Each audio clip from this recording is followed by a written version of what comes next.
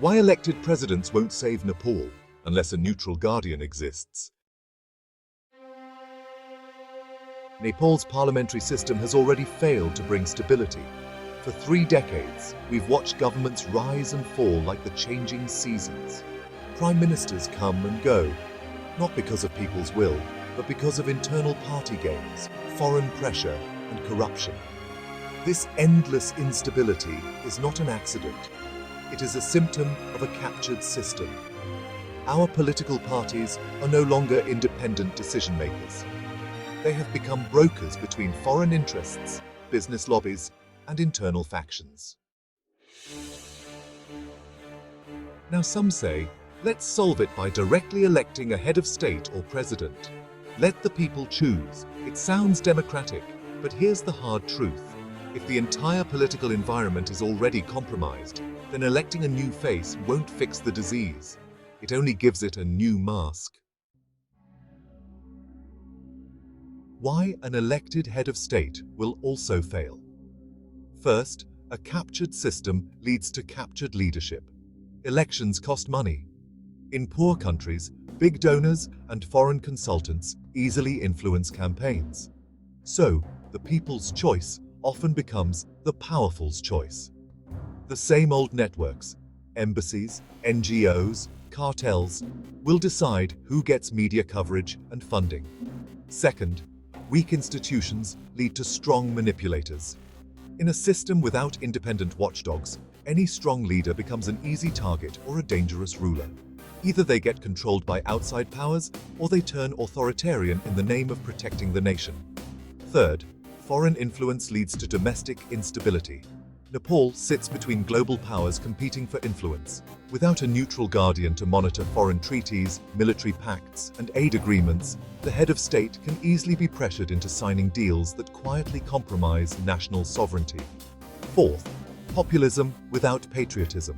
Direct elections often turn into emotional campaigns. Slogans, ethnicity, religion, and revenge. That creates division, not unity. In the end, people vote for feelings, not for national strategy. Is impeachment enough to protect national security and sovereignty? Well, no. Impeachment alone is not enough to defend a nation from internal betrayal or external manipulation. Impeachment is, at its core, a political tool, not really a protective mechanism.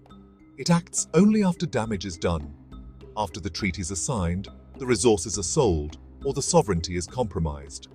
In a system already captured by party interests and foreign influence, impeachment simply becomes another drama played out inside Parliament. To truly safeguard national security, there must be a preventive layer, a neutral guardian institution with real-time oversight, veto power, and constitutional independence. Only such a mechanism can stop national betrayal before it happens, not just punish it after the harm is done. Unless there is a neutral guardian, here is the turning point. An elected head of state could work only if there exists a neutral guardian body, an independent fourth pillar that stands above parties, foreign pressure, and money politics. This guardian would have veto power over decisions that threaten sovereignty or national security. It would be constitutionally protected from dismissal by Parliament or Prime Minister. It would operate through transparency and expertise, not ideology. And it would ensure that every major treaty, loan, or policy goes through a national interest review. This is not monarchy revival. It's a modern safeguard for a vulnerable state. It's how small nations protect themselves in a world ruled by giants. The real evolution, honestly, is that Nepal doesn't need another election gimmick. It needs a system that cannot be bought or bullied. The true evolution of governance is not just replacing faces. It's building a firewall that keeps national interest above party interest. Only then can democracy mature. Only then can leadership truly serve the people. Only then will an elected head of state not fail. So yes, friends, changing the system on paper will not change the reality on the ground. We've tried parliamentary democracy and it failed to bring stability.